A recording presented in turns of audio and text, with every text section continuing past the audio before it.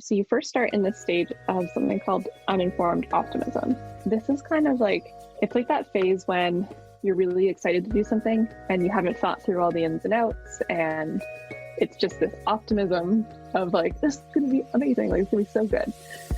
And then, yeah, that's the first phase. And then you travel up your transition curve and you hit this peak, like a roller coaster, when you're strapped in and you're like looking over the edge, and it's called crisis of engagement. That's the second step or phase. And that's kind of this moment when you're feeling anxiety, or you start to realize like, okay, crap, this is new. It's different than I thought it would be. And I could easily quit, but I don't know what to do. So it's this like literally crisis of engaging in that thing that is either new or hard.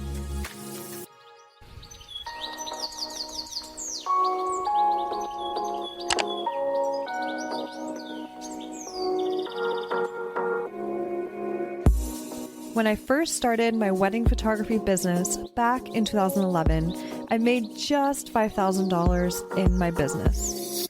Now, I bring in multiple six figures per year while working only 30-hour weeks serving my dream couples.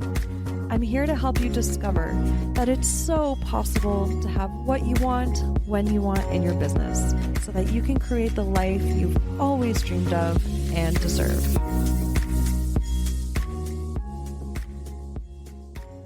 Okay, guys, welcome to episode 27 of the Shine and Thrive podcast. I'm so excited you're here because I have a guest that I have just actually recently connected with in a very interesting way. I really appreciated her resourcefulness.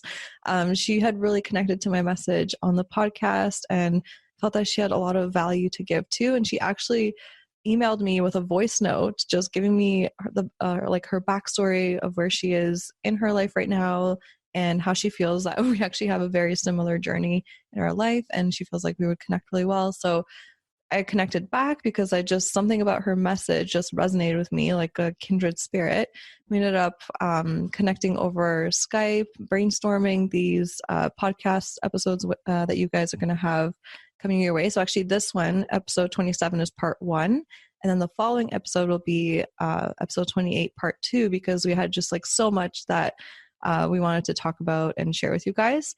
So Clarissa DiGioacchino, I'm excited to introduce you to her because her journey is so interesting, and she's actually also right now working on starting her photography business. So I love having, a different variety of people on the podcast so everyone can see that everyone's journey is so different, and as an inspiration that you can actually, no matter where you are in your life, you can achieve your goals, just with examples of other people's stories. So Clarissa is the owner of Golden Hour Photography, and she's a photographer that specializes in weddings and small business branding. And she grew up in small town Aurora, just north of Toronto. And with her mom being a freelance illustrator and her dad in business as well, she grew up inspired by them to be the best version of herself in whatever she does, and has become a true go-getter. She struggled in her teenage years since she found she was a generalist and didn't know what she wanted to focus on. She was a competitive dancer, competitive horseback rider, ran track and field, cross country, loved science, and wanted to be a vet, but then also loved art. She could see herself in so many different life and career paths, but that ultimately was a beautiful thing because it led her to entrepreneurship and business. So at 19 years old, she started her own residential painting business with college pro painters to learn how to run a business. That business model gives students the chance to run their own franchise in the summer. And for 3 years, she did just that and grew her business into a $500,000 enterprise by painting houses. She then went on to coach a team of 19 other business owners in Toronto and the GTA for 2 years. After an unexpected shift in that company, she decided to pursue her love of photography full-time and is new to the wedding industry. She's excited to focus on growing, making connections, and creating art for people with passion in both their love and their businesses. She's also a firm believer in supporting and sharing knowledge rather than hiding it and keeping it a secret. Oh my gosh, I need to take a breath after all that beautiful, like, I love the story. So Clarissa, like I mentioned when we first like connected here right before we hit record, I was like, I love how you just took me on a journey of your life with so much heart. And yeah, thank you for sharing that with me and us. And I'm so excited to dive in and learn everything you're going to teach us today. I'm so excited. It's so funny. I've never had someone introduce me before. So It's an interesting so feeling, cool. right? Yeah, such a cool thing. But yeah, no, thank you so much. That was unreal. And I think when I first, you said it, when I first heard your podcast and your first episode, there was just this, like, I was driving and there was this moment of like, I just connect with her. And it's crazy that something like social media and podcasting can really do that. And so I was like, I'm going to try it. I'm going to reach out to her. I mean, we're both normal people, but we almost like put people on pedestals, and I just wanted to connect with you. So I wanted to see if we could, and we have. So I'm so Yeah. excited and really excited to talk about so many different things today. Yeah, me too. And I love how you said that, like how we put people on pedestals, because I definitely do that to people I look up to and all of that. But it's funny how when we first connected, you were like, I'm so nervous right now because I listen to your podcast. I'm like, dude, I'm nervous too because I have a bit of social anxiety and I overthink things as well. And then you're like, oh, okay. And then it's kind of like, it's so interesting how sometimes if you just connect with that person, you're like, oh, they're just like me, you're normal. And like, yeah, it's so fascinating how we do that. Totally. But I'm so excited because like when we first were brainstorming for these episodes, you mentioned that you wanted to dive into talking about the emotional transition curve. And I'm like, ooh, oh my gosh, I have never heard of that. And it got me so excited because I'm a personal development junkie. And I'm like, something new that I haven't heard of. So I'm so excited to dive into that. So would you be able to introduce to me and to everyone listening what that is? Like, what is an emotional transition curve and why does it really matter in our lives? Totally. Yeah. It's so it's a big concept, but I think it's actually something we probably all know, but we don't realize we know.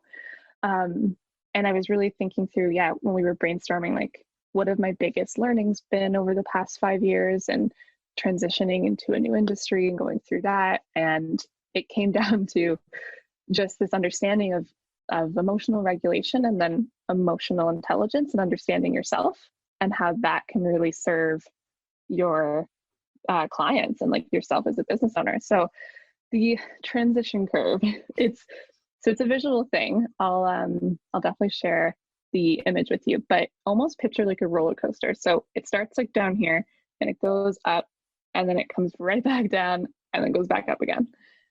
And there's 5 different phases of it. And it's essentially the journey you go on when you're either learning something new or you're trying something that's a little bit beyond your skill set, or you're going through big change. And it actually is based off of, like, I didn't create it. I wish I did. But it's based off of a concept that it was created in the 60s by Elizabeth Kubler-Ross. And it's kind of like mirrors the stages of grief. Mm-hmm. So, like denial, anger, bargaining, depression, and acceptance. So it mirrors like that kind of journey that a person goes on. So in simple terms, it's like a fancy squiggle that explains what we feel when we experience something new. Cool. Yeah. And it's so interesting how, I mean, experiencing something new is key because, I mean, change is the only constant in life and we are constantly going to be experiencing something new. So yeah, I'm so excited to learn another tool of awareness to help me navigate all the newness in life. Totally. Yeah. And I mean, when is there not new things, Yeah. And so you mentioned there are 5 stages, right? Mm-hmm. So what are those 5 stages? Mm-hmm. So it's hard for me to explain without being able to have a picture, but you first start in this stage of something called uninformed optimism. Mm-hmm. And this is kind of like, it's like that phase when you're really excited to do something and you haven't thought through all the ins and outs, and it's just this optimism of like, this is going to be amazing, like it's going to be so good. And then yeah, that's the first phase. And then you travel up your transition curve and you hit this peak like a roller coaster when you're strapped in and you're like looking over the edge, and it's called crisis of engagement. That's the second step or phase. And that's kind of this moment when you're feeling anxiety, or you start to realize like, okay, crap, this is new. This is it's different than I thought it would be, and I could easily quit, but I don't know what to do. So it's this like literally crisis of engaging in that thing that is either new or hard or is different. And then if you choose to engage in it, you go down the curve. So you're like riding that roller coaster. And that third phase is called informed pessimism. And this is kind of like, man, it's like when you start to really like research things and you get into the weeds of things and you realize like, this isn't easy, this is totally different. Maybe you start to have really negative self-talk, like, am I good enough to do this? Can I try this? Am I capable? That's more if it's like a skill set thing, but even if it's like a moment of change in your life, it's when you start to question like, what am I doing? Who do I think I am? Like all those types of negative self-talk that we try so hard to not have, right? And that's that third phase. And then you hit this bottoming out. It's that bottom of the roller coaster, and that's called a crisis of meaning. And it's that called moment what? when you're crisis of meaning. Crisis of meaning. Okay. Yeah. And it's that moment when you're like, why? It's like this guilt and depression almost of like, I can't do this. Like, I definitely can't. I'm not good enough, or this is way too new, or this is too hard. I can't get through this. And you're tempted to quit. And I don't want to be Debbie Downer, but yeah, it's definitely this moment of like, what the heck? I can't do this at all. And then a lot of people can either sit there if they either don't know how to find support, or they don't have coping mechanisms that can work. Or what they can do is if they can find support, or they have learned to sort of coach themselves through this, they travel up this curve to the next phase, which is called hopeful realism. And that's like, it explains itself. It's like that idea of, oh, I can do this. There's some signs. There's like a light at the end of the tunnel. Something is telling me that I can get through this and I can push through it. And it's definitely not going to be easy, but I can probably do this. Yeah. Right. And then as you move through that, if you keep pushing yourself and feeding yourself that positive talk, you get to that last stage, which is informed optimism. And again, it's sort of the name is self-explanatory. Yeah. Because it's like, you now know how hard that task was, or what that change was, or what that new thing was. But it's this informed optimism you now have towards it, going, yep, it's definitely hard. I've acknowledged that, but I know I can do this, and I know I can work my way through it. Wow. Thank you for sharing that. Oh my gosh. I don't know. I wonder what the listeners were doing while you explained it. Cause I was just like, okay, as soon as you started talking about that, I right away related it to one area of my life. And I was able to kind of like be self-aware of where I am at. And for me to be very vulnerable right now with you guys, like for me, it's actually, I'm on this journey with my podcast, because I did start the podcast back in November. So November, December, January, February, March, April. I totally counted on my fingers there. So that was like 6 months ago, right? So it's still relatively new. And like you said, the curve starts like with you, like informed optimism.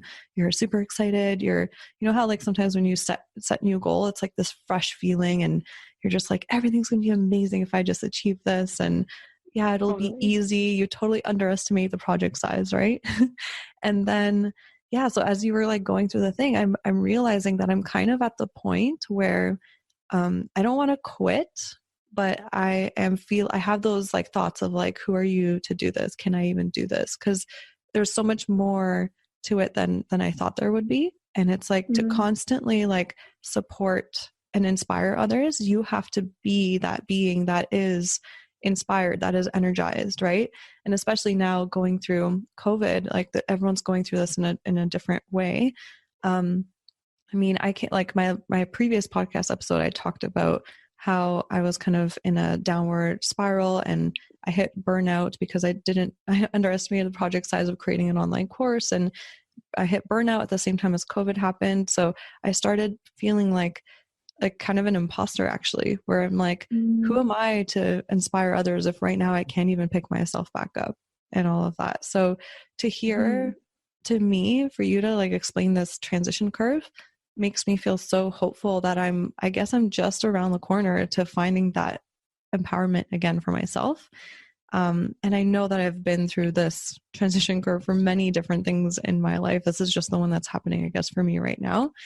Yeah, so thank you for sharing that. And I'm sure that some of the listeners right now are like, whoa, yeah, like I'm at this point in this part of my life, and I'm feeling hopeful now, thanks to you explaining that. That's so awesome. I wonder, like, with people figuring out where they are in the transition curve, is it as simple as just kind of being aware of the 5 stages and then thinking about a part in their life and then kind of just like noticing that, like pinning where they are? Or is there like a different way of trying to figure out where you're at? Yeah, for like specific areas in your life. Yeah, that's a really good question. I think, and I like what you said, you said it like, is it as easy as like pinning it? I have found, before I even knew this was a concept, I didn't like have awareness of my own transition curves. And so I would have these really high like excitement periods and then these really low crisis of meaning periods, and I didn't even know how to go through it or that I was normal for going through it, right? And yeah, it's something that everyone goes through. So what I've done to really develop awareness over it was, number one, just knowing that there's like an actual model for it, and it's not yeah, there's like a science for it. And then being able to recognize like what has helped me get up the curve in the past. So I don't know, for me, like I love yoga. So whether it's like, okay, I need to just go to a yoga class today because I'm checking in on myself, and yeah, I'm like informed pessimism, it's negative talk, I'm trying something new and I'm doubting myself. So maybe I need to take a moment to step back and just get back into that good feeling so I can support and coach myself through what is probably coming, which could be a crisis of meaning in the bottom of that curve, right? And even just the awareness of like knowing that will come and almost accepting it, if that makes sense. Yeah. I just got so excited with everything you were saying that I like reached for a random my planner. I'm just like, I need to take notes right now. And I like bashed the microphone. I love it. Oh, that's God. Awesome. Yeah. So, okay, actually I love how you said that. It's like being aware of what will help you get you out of there. And you're like, yoga, like whenever I'm feeling more down or anything, I just regroup myself, go to yoga, get some clarity by not maybe even thinking about it and getting a new perspective. And yeah, so that's really helpful to know. It's always us, just like all we ever need is reverting to whatever makes us feel good. But isn't it funny how we know the things that make us feel good, yet we can still find ourselves being like our minds taking over and saying, no, that's too hard, it'll take too much effort to drive over or go for that run. Like, so fascinating 100%. to me. Yeah, we know what we need to do. We like, technically it's like we don't, you know how it's like sometimes if you're feeling down, you're like, how to feel better or how to like get more fit, how to do that, like, you know what you need to do. We all know, but we still like keep looking for the how. Oh yeah, so funny. definitely. And if I could add something too, I think like I totally agree with you. Right, we're better at giving advice and tips than we are at recognizing it ourselves, right? Yeah. But and that's why we all need mentors and coaches, or at Exactly. least if you're not investing in that, tuning into personal development podcasts and books and all that. Totally. Yeah, we all Yeah, need that. definitely. So I was wondering, so is it possible for us to have like a sense of empathy for others with kind of understanding where they could be at on the transition curve and knowing what they would need from us, and maybe even our clients? Like, is there a way for us to even know that and for us to be there as best as we can for them? Yeah, that's a really good question. Definitely. And I think it's made me a better entrepreneur understanding the transition curve, because I can start to develop those skills of empathy and being able to meet. Everyone says meet your clients where they're at, and I feel like sometimes that can be almost like a buzz phrase that new entrepreneurs maybe don't understand, or it's hard to wrap your head around. At least for me, it totally was when I first started. Like, how do I meet someone where they're at? I didn't get it, but I've used this to be like, oh, okay, like it's really just putting yourself in the same playing field as they are and thinking and putting yourselves in their shoes. So if I can, I'll kind of explain it as if, I mean, I'm a wedding photographer, so are you. So I'll explain it as if I was a bride. Now, I've never been married and I'm not engaged, but I can imagine what it would be like. Yeah. So, Well, I'm not married yet. I'm engaged, so I know half of it, but exactly. Yeah. I'm getting closer to understanding fully, but Totally. So if I was a bride, I can imagine that if I was in uninformed optimism, the beginning of the curve, when all of this stuff with COVID hit and the pandemic began, they would have gone through this transition where you would be like, okay, COVID hasn't really gotten here in Ontario yet. I've heard there's a few cases. Maybe, there's not a lot of community transition yet, and hopefully this will just subside. I'll just keep planning for my spring, summer wedding, and I'll just fingers crossed. Right? That could be like a bride in uninformed optimism. As things progressed and the situation as a whole changed, you would move up this transition and hit that crisis of engagement. So as time went on, if I was a bride, it would be like, okay, COVID is definitely here. It's a very real situation for me, for my family, spreading, non-essential businesses closing. This could be really scary. And, maybe things will slowly reopen. I don't know what to do. I'll just keep my date. I don't know. And it's like, it's that crisis of engaging in the problem or the change that's happening, which is totally fair.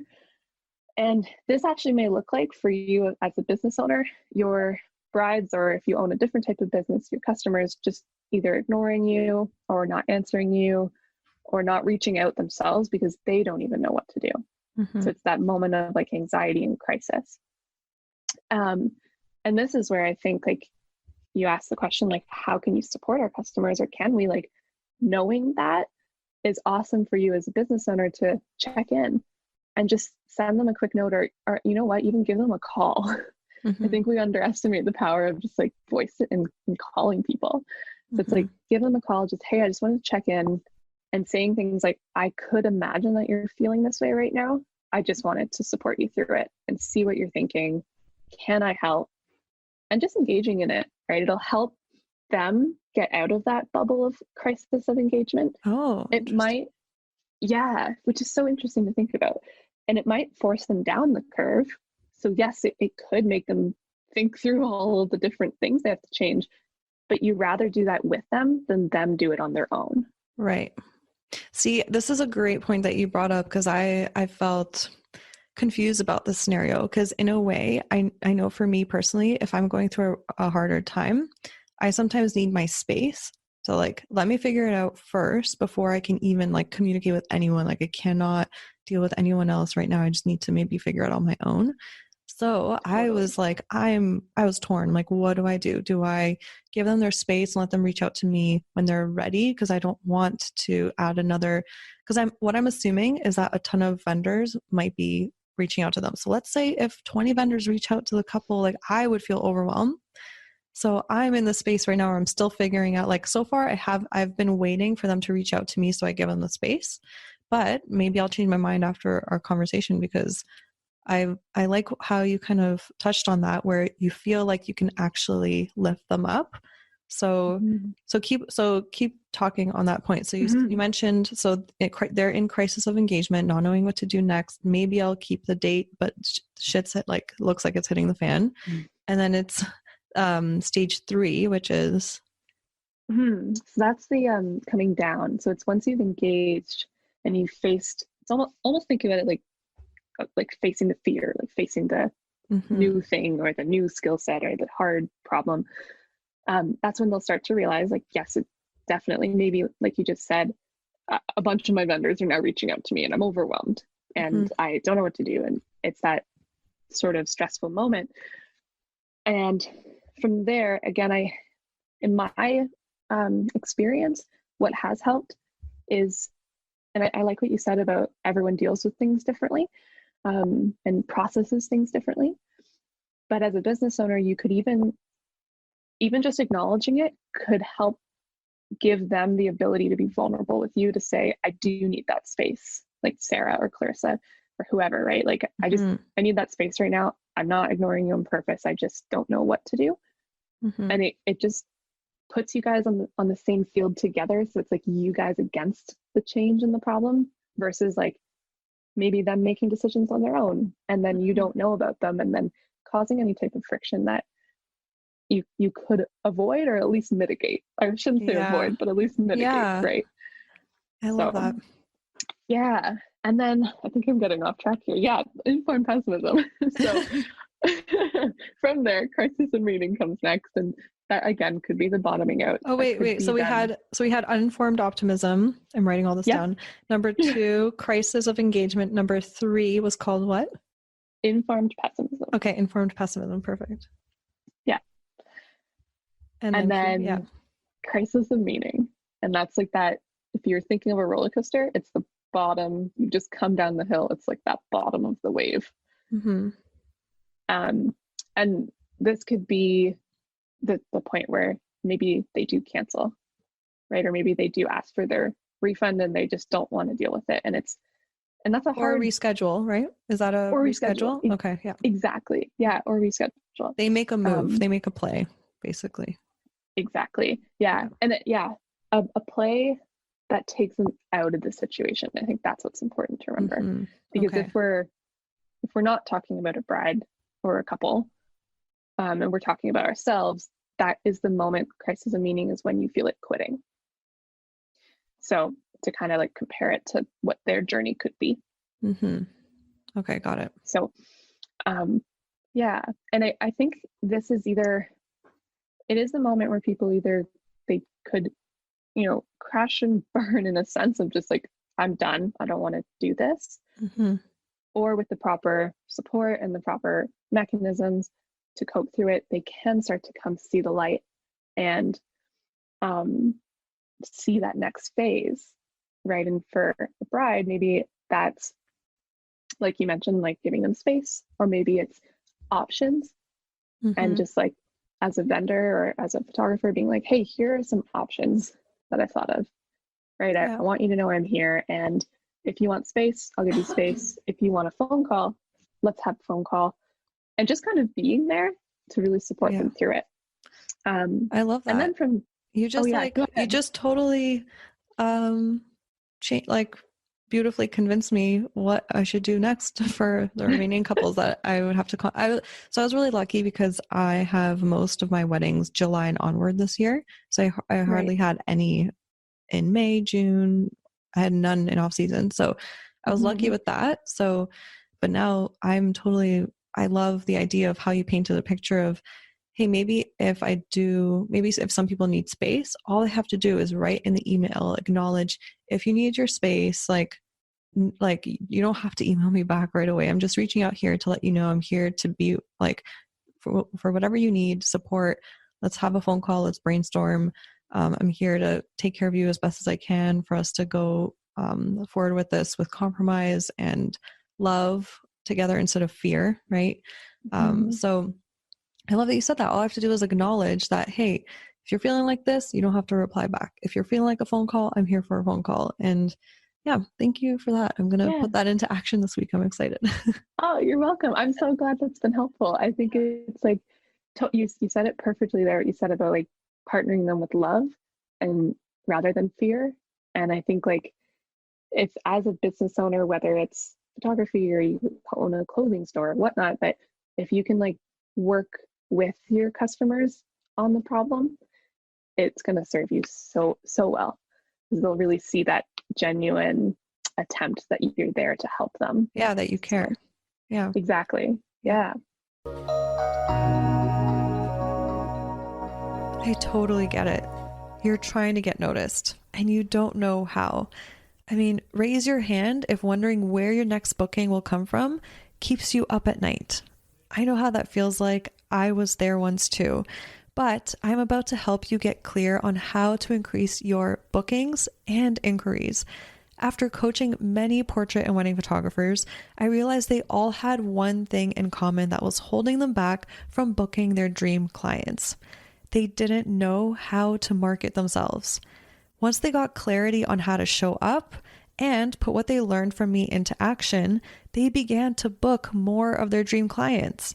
And now I'm excited to help you do the same. So I've created a mini course called Crystal Clear Marketing to, you guessed it, help you get crystal clear on how to attract and book your dream clients. I mean, the year I implemented this, my revenue grew from $69,000 to $137,000 in just 1 year. So if I can do it, you can do it too. So in case you're wondering, inside of the Crystal Clear Marketing mini course, I share how to optimize your website so that more of your dream clients inquire and book, how to go from being a generalist to becoming a specialist, and why it matters, how to find out who you are at your core and fuse it fearlessly into your business. Also, how to show up on IG so you attract quality followers. That's so important. How to make the money you deserve while feeling fulfilled with your work, and how to make marketing effortless and fun, because it should be. Running our business should be fun. So what I'm so excited to share with you is that I've made this very affordable. So to get all the deets and enroll in this mini course, go to sarahmonica.com/crystal clear. Again, head over to sarahmonica.com/crystal clear. I cannot wait to see you in there. Okay, and then moving on to number 5. Moving Number on. 5. So then, I feel like it just keeps going, but I guess that's the irony in it, right? Yeah, It's right. just always. Where were we? Crisis of meaning. So then from there, that's when things, it's like light at the end of the tunnel. I can start to see things taking place. So if I was a bride, it's that moment where maybe, yes, like Sarah as a photographer has reached out to them, offered support in whatever way it looks like, and they can say in their heads like, okay, I see that there's a chance I could get married this year. I see that there's a version of this wedding that I wanted, or in a different industry there's a version of the project I wanted, or etc.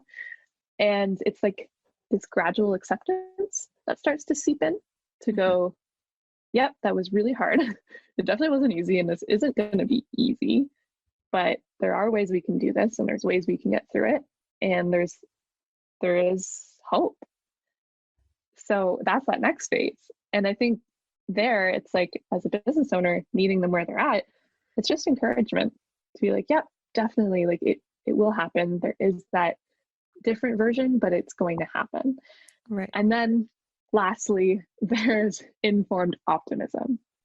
So this is kind of like, it's like that final piece where you now start to get excited again, because you know what you just went through, you know how hard it was or different it was, and then you can start to get excited about the pieces that are making you confident about what's going to happen. So again, if I was a bride, it's like, well, you know what, maybe like an October wedding instead of a May wedding could actually be really cool. I could have like this theme, or I could have that theme, and they can start to think through all the optimistic pieces of it now that they've been through that emotional roller coaster, if you will. Yeah, I love that. Changing.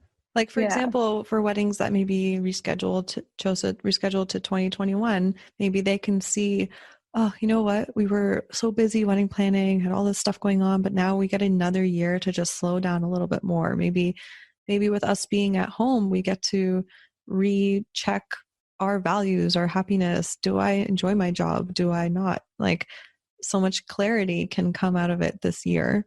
And I could totally relate to that with like I said, with the podcast thing, right? Like I'm at this point where I felt like I was like not good enough. Who am I? All this stuff. But I feel like I'm almost at the informed optimism. I feel like I'm at like a stage 4.5 because I'm now excited to like, okay, I'm excited to put up all this content on my YouTube channel. I'm starting a dedicated Instagram account just for the Shine and Thrive podcast. I have everything super organized and all that is getting me excited. So I'm starting to see how, okay, my wedding season will be pushed back, but that means I have so much more time to, nerd out on personal development and business and my personal development journey and share it with others. And so I love this whole like concept. It's so cool. That's I love awesome. how I can like visualize it. And yeah, like you said, even just have empathy for others and kind of have an understanding of where our clients are at in different scenarios. Definitely. That's so cool. And it's so applicable, like you said, to every aspect, not just necessarily business. And everyone goes through it. Like, I think that's the big thing. It's just human nature. It's not like no one's exempt from it. Yeah. So having awareness of it just helps us be able to communicate better with each other. Yeah. And I think you mentioned like hierarchy of needs, that it kind of ties into it. So how does the transition curve tie into our hierarchy of needs? And also, if anyone doesn't know what they are, what are they? Yeah, totally. And I didn't know what they were for a long time. So I'm excited to talk about it. So the hierarchy of needs, they're Maslow's hierarchy of needs. And it's basically this psychological pyramid, if you will, of what we all experience and yearn for. So everyone has basic needs, and these are the things like air, water, like sleep, food, toilet paper, if you will. Yeah. For the last couple of weeks. Or now bidets. Bidets are becoming popular. Yeah. We never know. This episode is sponsored by Tushy. I randomly saw it yesterday on Instagram because it was Earth Day and people were sharing like different sustainable ways. I'm like, I actually want one now. That's awesome. This is my need. Yeah. I need this. That's awesome. Yeah, definitely. So then those are basic needs. And then we go to more safety needs. That's sort of like the next thing. So you, as an individual, once you've got your basics, you need things like shelter, employment. This is like security and safety. And then after that comes the needs of love. And everyone has them, and that's needing love and belonging. So that whether that's in your friendships, your romantic relationships, your family, so that's there. Then we get to the self needs. So the need to have like self-respect, or what maybe you believe your status is, or the self-recognition and self-awareness. And then sort of this last need on the pyramid is they call it self-actualization. Yeah, exactly. And it's like that desire for growth and to become the most you can be. And the way I interpret it, at least, and the way I have interpreted it, is like, if these needs on the bottom of the pyramid, if you will, aren't being met, it's really hard to work on self-actualization or growth and those like bigger needs, but we all have them.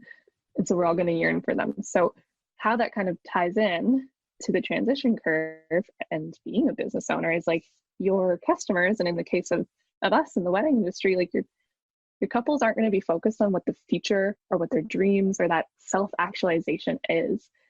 Right now, they're on the basic needs. They're just trying to survive, right? And everyone will go through it a little differently, but it's just, as a business owner, being able to recognize like, what are their needs and how can I get on their same level, and not try to almost rush things or get too excited past what they need right now. Yeah. And it's kind of like an acceptance and a surrender to what's happening, and not trying to like push it or fix it or control it or anything like that, because it's impossible to control. I love how you said that, because I wrote it all out and kind of like drew a little pyramid, and Amazing. because I'm a visual learner, I need to Me like too. look. So otherwise I would have a brain fart the whole time we're podcasting right now. Like, wait, what was that thing you mentioned again? But but I love how you said that if our basic needs aren't met, so like sleep, food, and then the next one, safety, shelter, and then the next level, love and belonging, and then the level after that is like our self-respect and like status or anything like that, we can't actually get to self-actualization and becoming our best self. And I've been like opening up about this on the podcast, how I have a harder time with connecting in relationships. And our last conversation, I told you that I'm in this space of like, I kind of have a wall up to get really connected with a lot of people, because I have all these fears of like, it'll take me too much time to always stay connected with all these amazing people, or what if there's drama or anything like that? So I kind of just put a wall up. I'm like, I have my one best friend, my family, my friends, Rory, I'm good, right? But now that I see here, it's like the third level, you need love and belonging, community. And it's like, if I'm just going through this life alone, and not alone because I have my family and my friends, right? But if I don't like expand my like community or love or just connection with others, then how can I expand to become my best self for whatever other things I want to accomplish for myself? I never ever have thought about it that way. So thank you for that nugget. Oh, that's awesome. Yeah, no, it's so true. And I think like even that you're yearning for it kind of shows you're subconsciously needing it and wanting it, right? Yeah. And maybe it doesn't mean a bajillion different connections, but it's like that yearning to try to like push yourself out of that comfort zone. And it happens for me too. And we connected over that. Like that's a big thing I'm trying to do as well, is push myself. Even this podcast is out of my comfort zone. Yeah, I know, which I'm so proud of you, by the way. And again, even before this, like at the start of every episode, I'm like, okay, I need to take a deep breath. I need to drink water, chapstick. I'm like, we were laughing about it. I'm like, I'm totally procrastinating right now, just so you know. She's like, good. Okay, I feel less nervous now too. Exactly. Yeah. So that's how they can tie in those needs and being able to recognize what everyone needs at a certain time depending on their transition curve. Yeah, that's awesome. Okay, so I do want to also talk about kind of I think we wanted to touch on reducing cognitive load for our clients and like simplicity and the power of those two things, so that we can again serve our clients as best as possible. So I would love for you to expand on those. Yeah. So it's so funny. I was listening to a talk by this individual. His name's Edward Lehman. He's like a brand specialist, and he worked with College Pro. So that's kind of how I had access to being able to listen to his talks. And he was talking about this concept of like, what is your duty as a business owner and your duty as an entrepreneur? You said duty. And yes. Sorry, Chandler reference for friends. I every time someone says duty in my life, it's my duty to say duty back. To say duty back.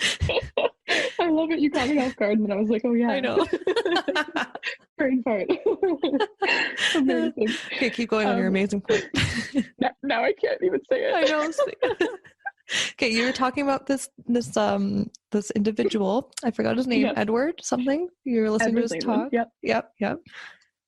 Yes. Okay. So how we can reduce cognitive load. Yes. And so that's kind of like the essence of being an entrepreneur is you are a problem solver. That's what we are. And yes, of course, I don't literally mean that's all we do. We have all our different ways of doing it, but on a very stripped down basic level, that's what we do for our clients is we solve problems. And so an interesting way that he put it was like, you reduce, he's called it cognitive load. And in other words, it's like, they don't have to think about it because you've thought about it. Yes. And they shouldn't have to worry about it because you've already worried about it. And really being able to, again, like take that off their plate is kind of like another way I've visualized it and put into words. And it's cool because he put this whole COVID situation for the whole world. He's kind of the way he relates it, and I resonated with this so much, was kind of putting it in 4 stages. And it relates to the transition curve where he called it shock, dislocation, recovery, and new normal. And it's so interesting because he was saying, like, new normal, we're actually really, really far from that, but that's okay. We just have to recognize a lot of people are still in shock, especially if they ride their curve slower.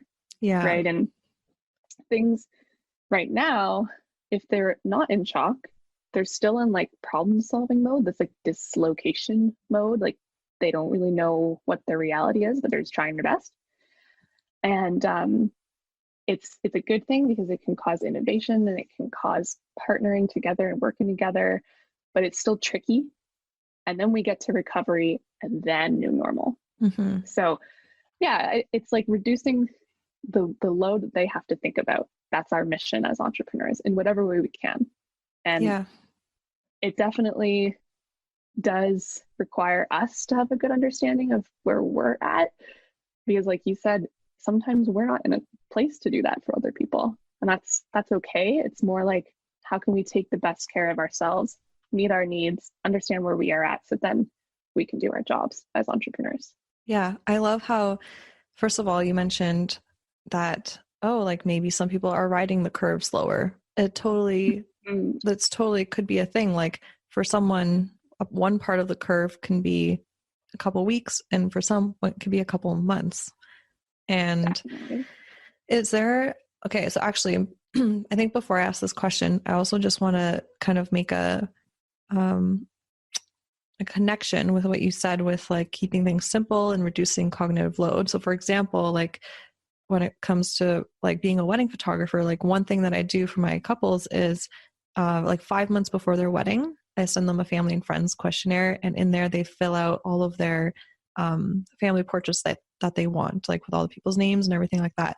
And the thing is I thought about it way in advance because first of all, the month before their wedding is when all the other vendors need something from them. So I want to be that one less vendor that is like needs anything, because I have everything I need from them 2 months before the wedding, everything's done.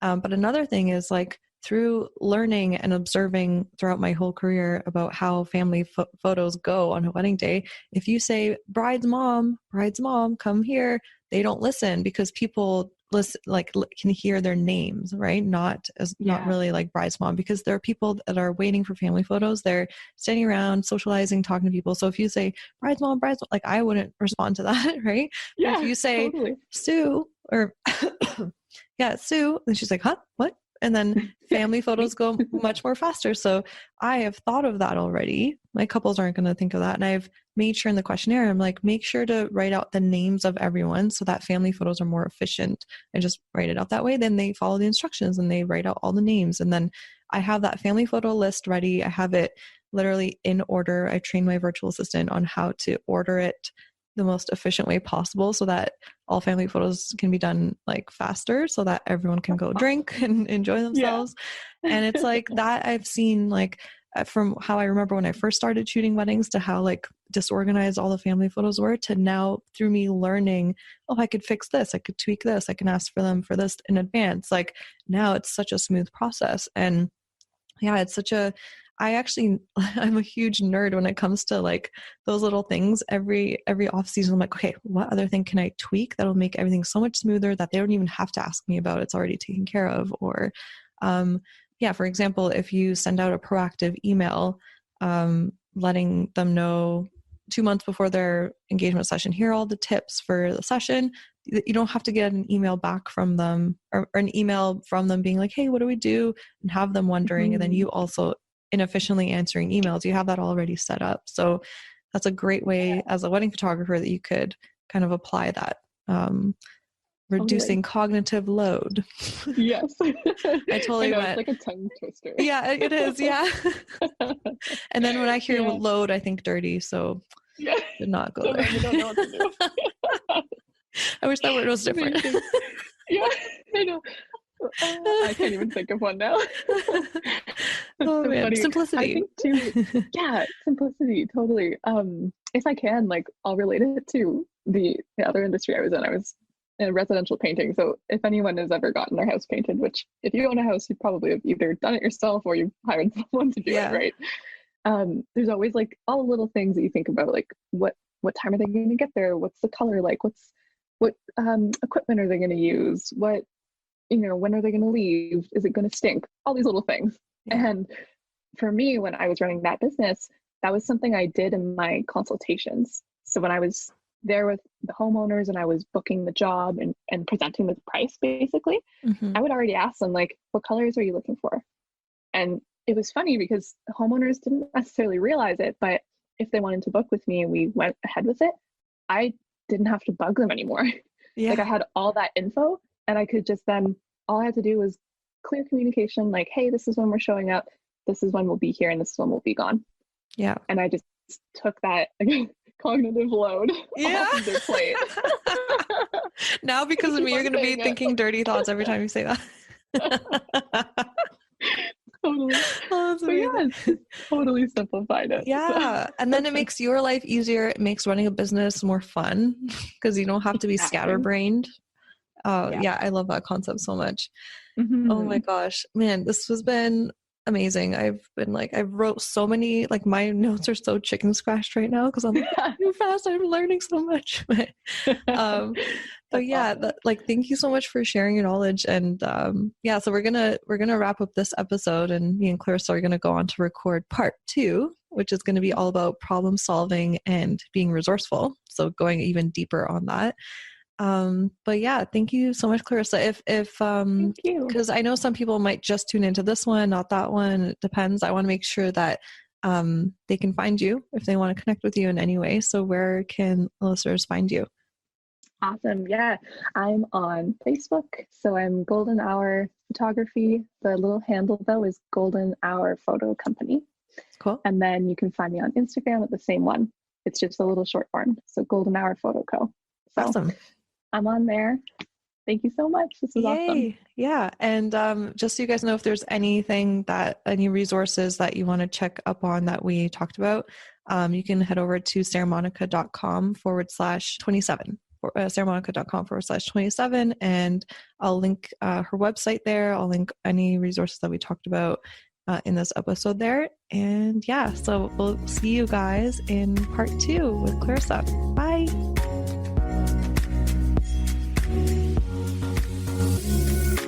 Yay! Thank you so much for hanging out with me and tuning into this episode. If you got value out of it, please feel free to message me on Instagram at Sarah Monica Photo. That's Sarah no H, Monica with a K, photo, to let me know. I get so freaking energized hearing from others that what I've said has had a positive impact on their lives. Also, make sure to hit subscribe to the Shine and Thrive podcast to never miss an episode. I'm so grateful for you, and I'm sending you all the productive vibes your way so you have the best week ever.